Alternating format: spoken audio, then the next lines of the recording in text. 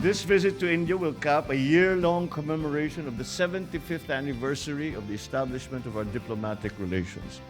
Our bilateral relations have seen a measured and stable development that is both comprehensive in scope and multifaceted in nature. I travel to India knowing that our commonalities will lead us to a deeper, broader, more meaningful bilateral cooperation, both in the immediate future and up to our longer-term horizons, that will ultimately serve the peace, the stability, and prosperity for our two nations and the wider Indo-Pacific region. I have with me several cabinet secretaries who will make certain that the vision of a close strategic relationship with India will turn into a reality as soon as possible as we make our commitments at the highest levels of government and of business.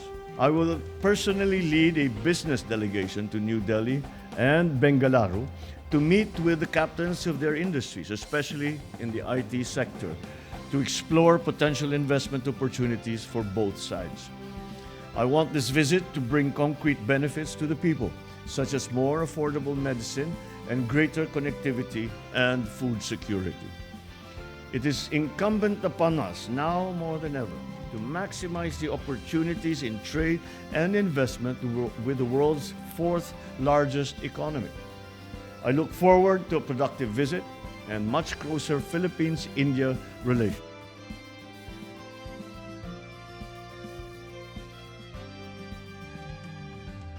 Mula sa imbitasyon ni Prime Minister Narendra Modi, formal na nagsagawa ng state visit sa Republika ng India si Pangulong Ferdinand R. Marcos Jr. sa unang linggo ng buwan ng Agosto. Alinsabay ang kanyang pagbisita sa ika-75 anibersaryo ng ugnayan sa pagitan ng dalawang bansa.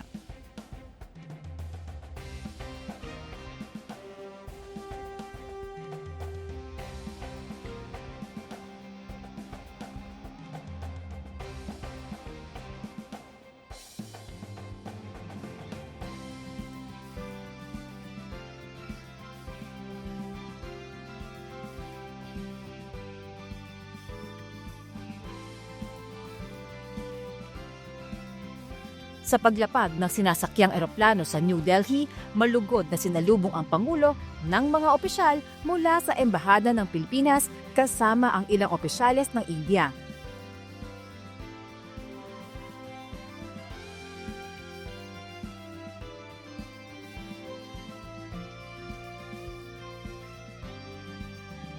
Hinandugan pa ang Pangulo at unang ginang ng pagtatanghal, tampok ang Indian tribal dance.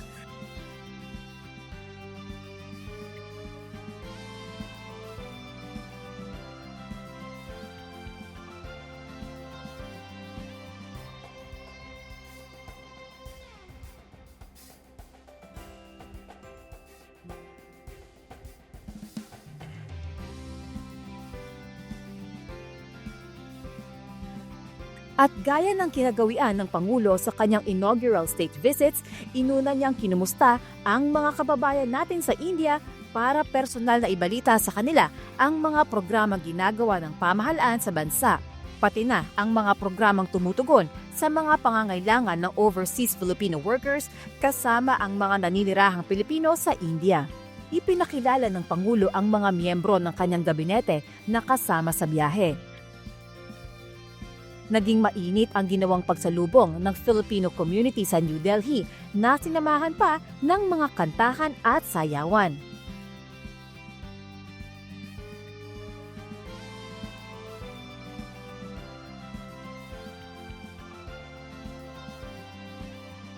For 7.5 decades, we have had excellent relations with India.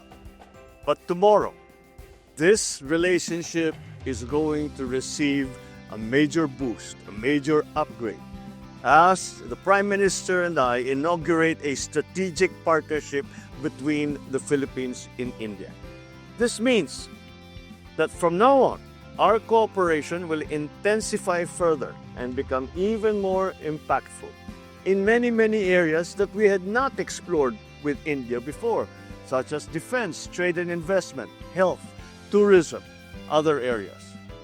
Being in India You will be pleased to know that we are ramping up our relations with this country, now the fourth largest economy in the world. In the coming days, our delegation will be engaging not only the government of Prime Minister Modi, but also India's biggest enterprises. We would like to see them invest more and generate more jobs back home. Last year, our embassy launched the e-visa, which greatly eased the visa process. But we didn't stop there. We launched the visa-free entry scheme for Indian tourists last June. These will be complemented soon by the recovery of direct flights led by Air India. We are determined to expand. We are determined to expand this to other carriers and to link other cities between the Philippines and India. You will be pleased to know that as part of this visit, we will also sign the Social Security Agreement between Philippines and India. Kaya po ngayong gabi, ako ay nagpapabot ng pasasalamat sa inyong lahat. Ang inyo pong pagsuporta ay hindi lamang sa ating administrasyon. Sa bandang huli, ang inyo pong suporta ay para sa ating bansa at sa ating mahal na republika.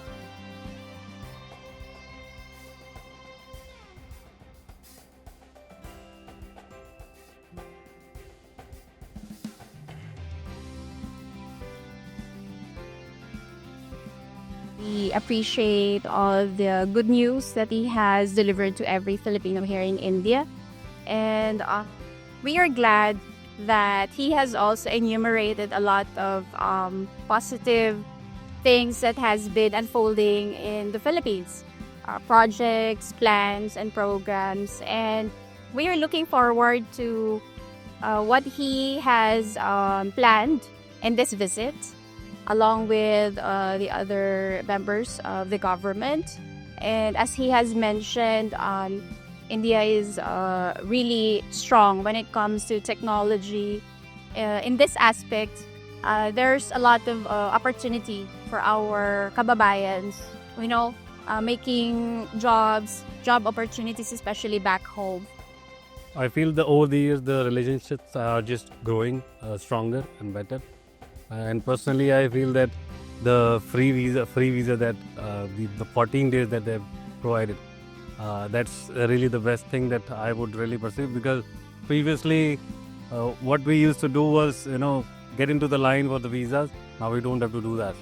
So I guess that's the best thing about it. Direct flights, I think it's a good idea. I hope it pans out. It happened, I think, 2010 also. But it couldn't, go throughout because I guess there was not too many traffic that time. Hopefully, it will be better this one. Ako ay nandito na sa India for 20 years. 20 taon at 8 buwan.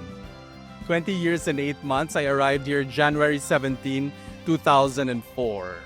So this is my first state visit that I've been a part of. I don't think there has ever been a state visit like this, meeting the Filipino community, more importantly to have strategic partnerships with India. And having been in the health sector for such a long time, I think it's high time na makipag-partner tayo sa India. Marami silang matuturo sa atin. At the same time, marami naman din tayong may bibigay as health professionals. But from the application of IT for digital health, to the investments in primary healthcare, strategic interventions for ending polio, TB, other diseases that are vaccine preventable, marami tayong matututunan sa India. Most importantly, I think yung idea na nagsisimula sa research and development, tapos makaka-develop ng gamot or vaccine, tapos makaka-produce, malaking tulong yan sa Pilipinas, lalo na sa ating mga kababayan to make medicines and vaccines more affordable. I think this is an important aspect of building a relationship like this with India around health. Bilang mga Pilipino, parati tayo nakatingin sa US, sa Europe, the West. We look towards the West for anything that's an advancement in technology or healthcare.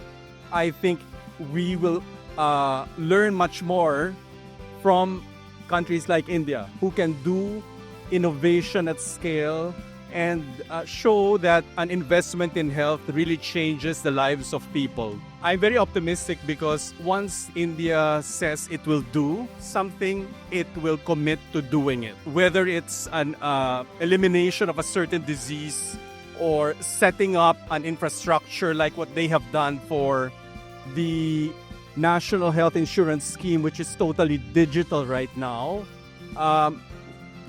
I can only be optimistic that there will be strong outcomes of this partnership. And I'm very optimistic about this whole thing. It's been a while that India and Philippines should increase the business trade between the two countries. We are long overdue. You take it in any field, whether it's health, whether it's defense, tourism, there's so many things happening. And precisely why our president is here. So I hope this is the start, and I hope many more things are going to happen now. Especially now the fact that we will have direct flights between India and Philippines. So as we can all see, it's the start. And a lot of big things to still happen. Indians are aggressive in everything, whether it's investment, whether it is social, population, you name it, we are aggressive. Yes, of course, this is the main platform for MOUs that a lot of our countrymen are signing with the Philippines. And we came all the way here just to support the president. And the reason why we are also here is we want things to happen. And I personally feel so happy that our president has finally taken this step to come down here and work it out, whether it's defense or investment, a lot will happen. Your 75th anniversary of the relations, and this is going to be a major milestone. The relationship is really going for a major launch in defense, I think in every sector. What is the strength of India and what is the strength of Philippines? This is the time to come together.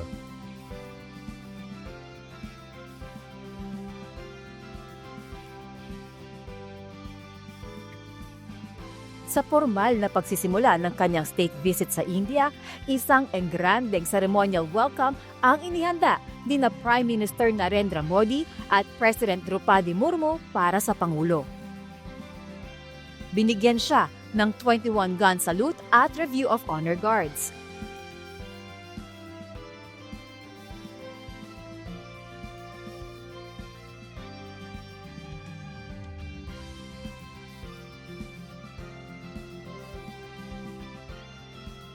I think it is a reaffirmation of the alliance and the partnership that we are strengthening. Where we used to refer to the Asia-Pacific region, we now refer to as the Indo-Pacific region, which is I think, a correct evolution of that understanding because of the global nature of all of politics and of all of trade and all of the economy. And to build upon what we already have had, but certainly to explore the many opportunities that have arisen in the past few years because of the new technologies and the changing state of the global economy and the geopolitics around us now.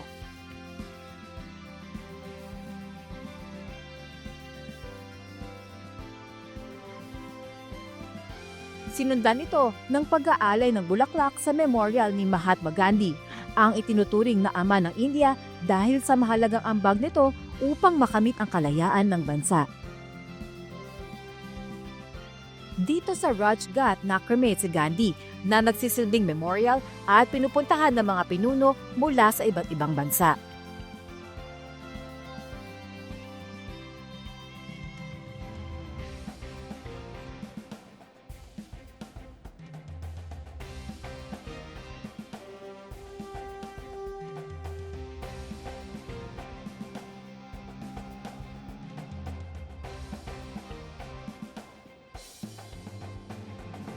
Sa bilateral meeting sa pagitan ni na Pangulong Marcos Jr.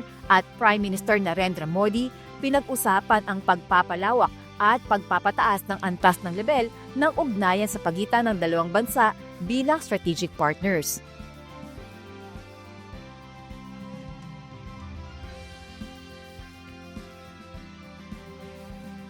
I wish also to take this opportunity to thank you once again for previously approving our request for exemption from India's export ban on the non-basmati rice. It's a subject we touched on. It has been lifted, and we look forward to more exchanges on this vital commodity for the Filipino people.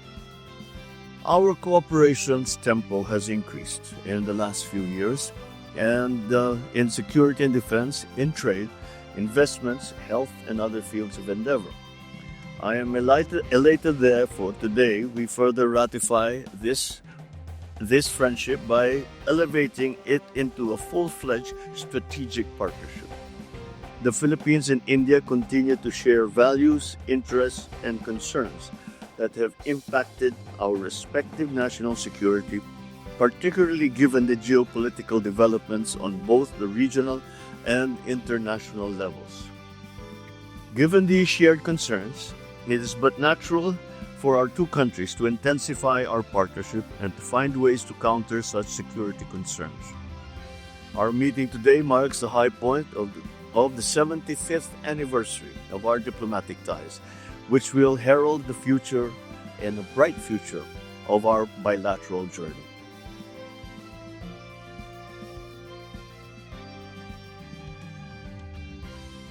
Matapos ang bilateral meeting, formal na inihayag ang strategic partnership sa pagitan ng Pilipinas at India. Dito iprinisinta ang 13 mahahalagang kasunduan sa pagitan ng dalawang bansa.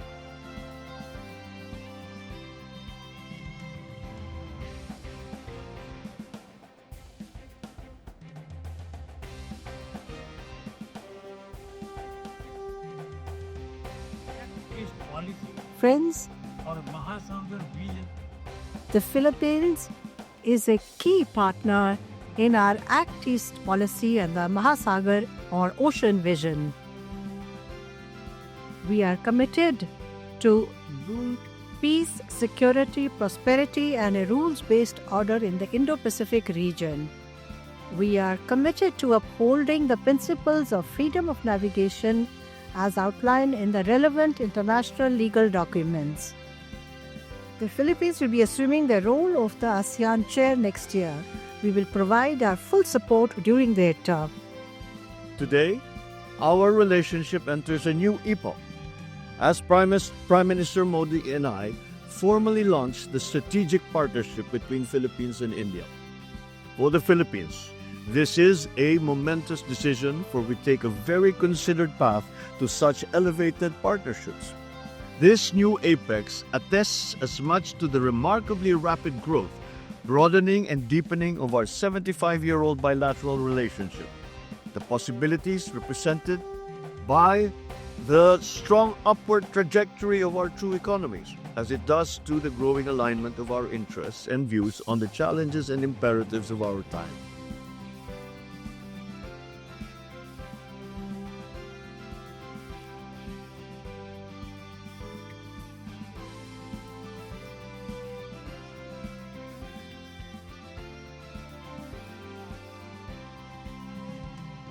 Nakipagkita ang Pangulo sa BJP Chair at Minister of Health and Family Welfare ng India. Ayon kay Department of Health Secretary Teodoro Herbosa, napag-usapan sa pulong ang pagsasagawa ng ugnayan sa kalusugan sa pagitan ng dalawang bansa. Tinalakay din ang best practices ng India na maaaring ipatupad sa Pilipinas. Ang BJP Party ang pinakamalaking political party sa India. Nag-courtesy call si Minister Nada, who is also the Minister of Health and Welfare, but also the head of the BJP party, the biggest political party in the world.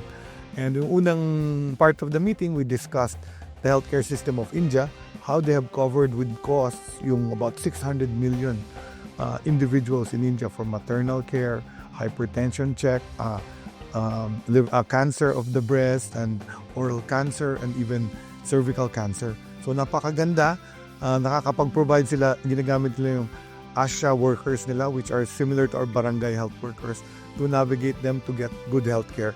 So it's a model we can use, and then may telemedicine sila. Meron tayong bilateral with India.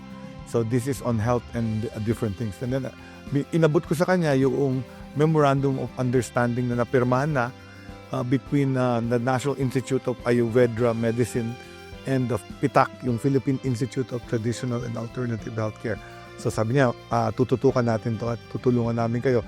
Pangatlo, yung napag-usapan namin yung mga medical students ng India na nag-aaral sa Pilipinas at yung liver transplantation na ginagawa ng mga Pilipino, pumupunta dito para makakuha ng mura na liver transplantation of high quality. Yeah, I'm very happy we have a strategic partnership now with India because they're leaders in the world. Kung baga tayo, sikat sa mga nurses, sila sikat din yung mga doktor. I remember when I trained in Chicago, ang pinakamaraming doktor doon, mga Indian doctors, kasama ko sila, magagaling lahat, matatalino rin. No?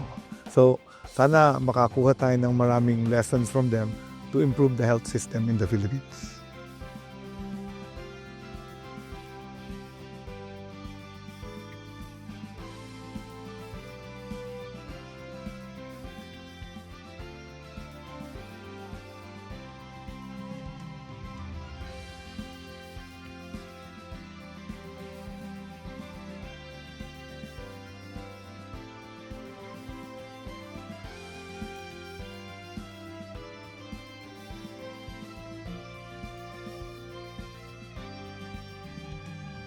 Sa bilateral meeting naman sa pagitan ni Pangulong Marcos Jr.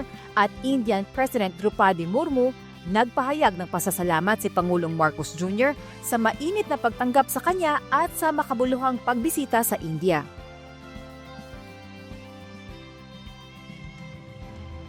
Your Excellency, thank you for this very gracious and elegant welcome that you have prepared for me and for my delegation. Like my father before me, I will always cherish this state visit as living proof of our shared desire to draw closer to each other. I am much inspired by our meetings that we held today. I look forward to bringing home the gains from our engagements and carry forward the plans and initiatives that both sides have agreed to and to pursue through the plan of action. May the roots of friendship continue to deepen. Mabuhay and maraming salamat. I have to say that we did not expect to cover much ground because we had very little time that we have had here. But I am happy to be able to report that that was certainly not the case. And it has been one of my most productive and constructive visits that I have ever had. And I attribute this to the enduring closeness between the Philippines and India. And in the time that we have had here, short as it was, we have discovered a multitude of possibilities and areas of potential. And we are going to work very hard together with our counterparts in the Indian government and leadership to make all of these come to fruition to the benefit for all our peoples, both Indian and Filipino. Maraming salamat po. Thank you, Madam President. Thank you to you all and good evening.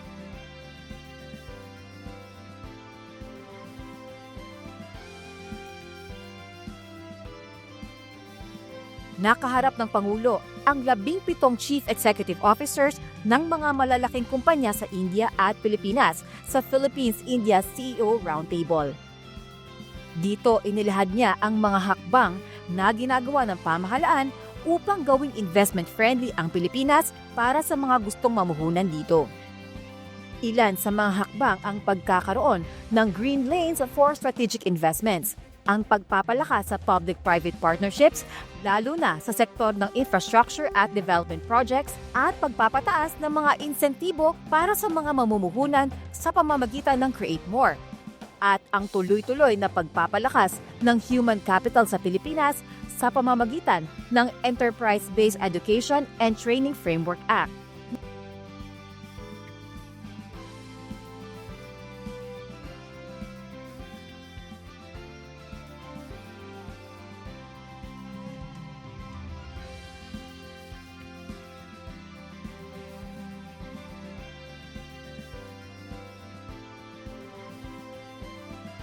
Nakipagpulong din ang Pangulo sa mga opisyal ng GMR Group, isang strategic partner sa India na kalahok sa pagbubuo ng Sanli AeroCity Project sa Sanli Point, Cavite.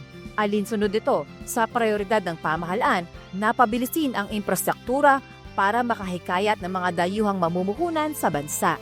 Tinatayang nagkakahalaga ng 3 hanggang 4 na bilyong dolyar ang kabuoang proyekto na inaasahang magdudulot ng direktang kita na abot sa 300 hanggang 500 milyong piso. Today is another positive step for the Sangli Airport to finally come into fruition. Pag makompleto po yan, within 2.5 years, madadagdagan tayo na isa pang runway. 20 million more passengers within 2 years. Kung luluwag ang NAIA, gaganda, liginhawa ang biyahe ng lahat ng ating Pilipino at dadami ang mga dayuhan na pupunta rito bilang turista. Sir, this is with the GMR. Yes, sila ang gumawa ng Cebu, sila ang gumawa ng Clark. At sila ang pangalawa sa pinakamalaking private airport operators in the world. Ang direktiba niya ay red carpet treatment para sa GMR. Sa lahat ng kailangan nila mula sa Philippine Navy, sa DOTR, sa DTI, sa Department of Finance, red carpet treatment bibigay nila para masigurado na investment ay darating at iginawa ang Pilipinas.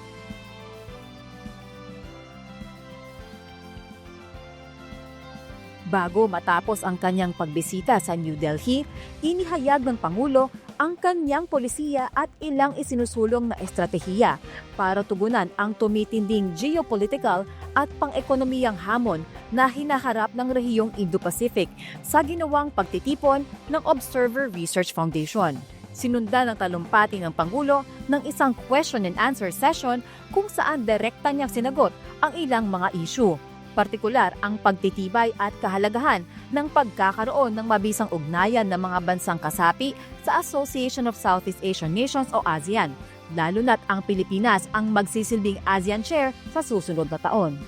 How is the Philippines and India too, together, how would they manage global disruptions which are taking place, including the major disruptions on trade? Wealth or affluence does not necessarily translate into peace. We must also have an eye to much more than just the building up our economy and making our people wealthier. Because the challenges that we face have very little to do with all of that. The Philippines, how we approach this problem is by really fostering alliances and partnerships, and on every level. The proper thing to do is to form these alliances, put together the coalition of like-minded states who share the same values, who adhere to international law, and who are committed to defending their territory and the exercise of their sovereign rights, Which are extremely important both for India, Philippines, and the ASEAN. What are the positives that you see? When supply lines completely dried up and you could not get any of the products that you depended on by imports, and we were reminded that a large degree of self-sufficiency is necessary for every country, because suddenly we were confronted by the fact that the global economic system in which we had such confidence in, that it could face any crisis, it would remain robust and functioning, failed on a global level. We cannot depend on one supplier of anything. We cannot depend on one market. We really have to give ourselves more options. Agility, I think, has been one of the great strengths of ASEAN and of most countries in the region. How do you see it evolving in the current global trade context? This very, very rapid movement in terms of markets, in terms of supply chains, in terms of connectivity, all of the things that we have come to depend on so that our global economy continues to function. Luckily, that very fast-moving technology should also provide us the answers. Should AI should be able to do a lot of work that we had to do for ourselves. And hopefully these powerful tools that we are developing will be able to help us in that regard.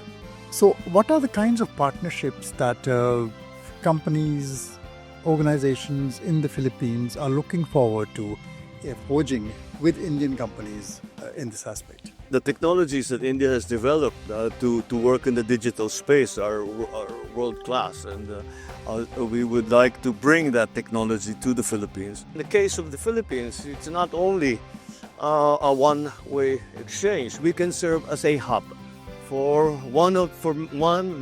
many of those operations that we are hoping India will bring to the Philippines, and hopefully take it to the level where we can say these investments that were brought in by India into the Philippines are now export industries for the Philippines. So you see there are very strong synergies between India's Act East and ASEAN centrality. This is what we're hoping to attain. We have to get to that point where that synergy is happening. India and the Philippines, 3.3 billion in trade is far too little. We have discovered many areas and that at the very least need to be explored, and eventually, if it's worthwhile, need to be developed. So I'm very optimistic. So do you think the current global disruption actually provides an opportunity for us to expand? It's very much still blue sky, and in terms of the possibilities. The more we look, basically, the more we find. Now, that doesn't necessarily mean that everything that we are looking at will be a resounding success. But if you can make a success of a reasonable percentage of that, then we're on our way. That will amount to a great many jobs that will be created in the Philippines. That will be a great, a good amount of income for the Philippines. How can middle powers actually again recenter a multilateral order and get it back on track? How optimistic are you about it? I'm the eternal optimist, because if you lose that optimism, then you stop working. The only way for middle powers to assert themselves are through being allied together and speaking, and many states, many middle powers speaking with one voice. And if there are enough of us, then that voice will be loud enough to be listened to by everyone else in the world. So may these partnerships grow and we move into a much better, more coherent world order with this momentum. I love your optimism, and I hope all the best to you and all of us. Thank you so much.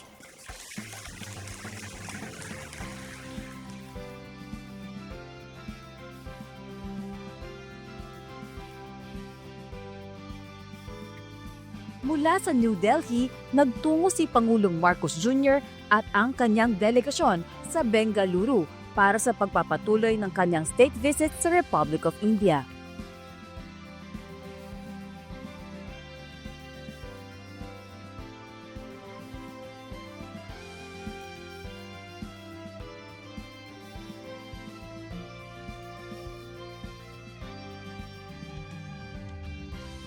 This gathering stands as a testament to our enduring and dynamic partnership, marking a new and exciting chapter in the economic collaboration between the Philippines and India. Our ties are built not only on shared economic aspirations, but also in a deep connection that spans culture and friendship that solidifies our alliance. And our policy direction is very clear: to make the Philippines a trusted, connected, and competitive node in the Indo-Pacific economy. This is the spirit of our administration's Bagong Pilipinas vision, a new Philippines that enables innovation, drives inclusive growth, and welcomes partners who share our aspirations for prosperity and for progress. I want to assure you that the Philippine government stands ready to embrace your investments with open arms and with continuing and unwavering support. Let us demonstrate that when India and the Philippines work together, we do not just exchange goods. We build prosperity we transfer knowledge, and we lead with purpose. Hinarap niya ang business community ng India para hikayatin paglalo ang mga ito na mamumulan sa Pilipinas. Sa Philippines-India Business Forum, inilahad ng Pangulo ang matatag at lumalagong estado ng business climate sa Pilipinas na maganda para sa kanilang mga negosyo at investments. Sa naturang forum din sinaksihan ng Pangulo ang palitan ng 18 Memoranda of Agreement at Letter of Intents kasama ang ilang ahensya ng gobyerno. Ang mga naturang MOUs at LOIs ay patungkol sa pagpapalawig ng kooperasyon sa pagitan ng Pilipinas at India sa larangan ng renewable energy, healthcare, education, information technology, business process management o ITBPM, digital services at manufacturing.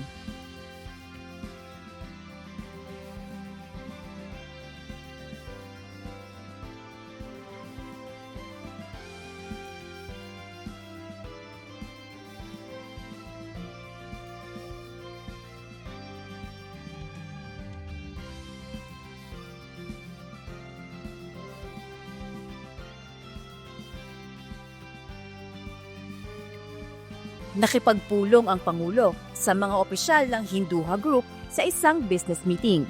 Dito'y inilahad ng kumpanya ang kagustuhan nitong mas palakasin pa ang kanilang presensya sa Pilipinas sa larangan ng IT-BPM at digital solutions. Ang Hinduja Group sa pamamagitan ng Hinduja Global Solutions ay nagsasagawa na ng operasyon sa bansa sa nakalipas na 22 taon. Isa ito sa mga itinuturing na pioneer sa industriya ng IT-BPM. Met several conglomerates like Hinduja, like Tata. You know, these guys are engaged in everything. They have BPOs with us. They have they're in the semiconductors business, automobiles business, electric vehicles. They make a lot of machinery. So there's a lot of potential for them to keep expanding in the Philippines. No? Like Hinduja, for example, has an AI hub in the Philippines. No? And you know, they said it's really one of the most modern ones that they've built. So really exciting times for the Philippines. I think there's so much cooperation that the Philippine companies and the Indian companies could engage in that will really help boost our economy. And of course, the more they invest, the more jobs we can provide to our people.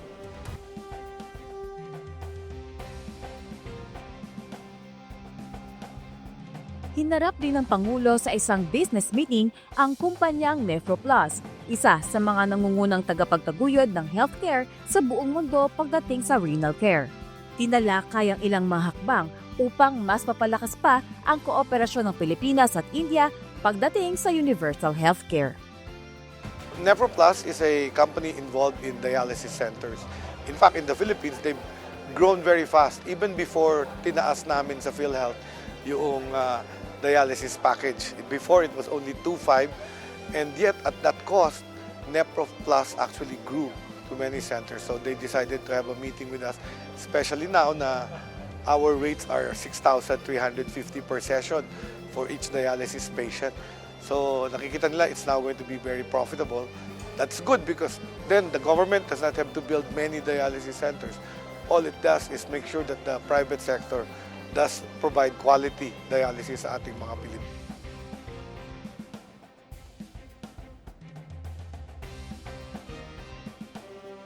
Nakipag-usap ang Pangulo sa mga opisyal ng Aison Group upang talakayin ang ilang investment opportunities dito sa bansa sa larangan ng business process outsourcing o BPO at infrastructure management. There's so much we can do with the Indian companies. You know, India's a huge country, 1.5 billion people. So they have a lot of conglomerates, a lot of companies that engage in businesses that we can certainly use in the Philippines. We met with a huge telco tower company, and they promised to roll out more telco towers in the Philippines. That will really help our GIDA areas, no, especially, and to bring connectivity to the remote areas all over our country.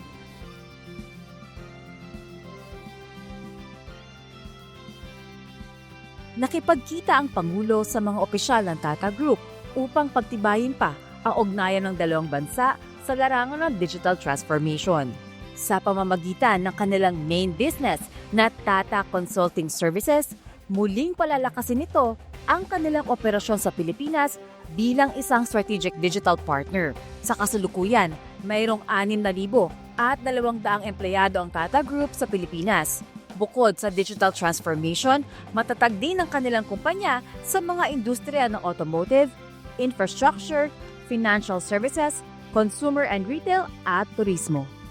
Tayo naman ay maghihikayat sa mga negosyante na taga-India na mag-invest po sa Pilipinas. Halos 100 mga negosyante sa India makikinig sa amin ngayon para alamin nila kung ano pa yung pwede nilang dalhin sa Pilipinas sa pamamagitan ng information and communications technology. Yung National Fiber Backbone, natuwa yung mga negosyante. Yung mga tatlong one-on-one na attendant ko, titignan nila paano nila palakasin pa yung tinatawag nating middle and last mile. Baga, nakita nila meron na tayong backbone ng fiber, paano naman nila dadalhin yan sa mga opisina, eskwelahan, health center at mga bahay-bahay sa Pilipinas. Pero hindi lang connectivity ang dala natin, karagdagang trabaho. At ang kagandahan po niyan, yung trabaho do sa BPO space. Alam nyo, India ang isa sa mga nangunguna sa BPO services sa buong mundo. So, yung tatlong kumpanya na makakausap ko mamaya, tatlo po ito sa mga pinakamalalaking BPO providers sa buong mundo, mag-i-expand po sa Pilipinas. So, hindi lang connectivity. Kasama ng connectivity, trabaho. Sabi nga ng Presidente, gusto niya, konektado po tayong lahat.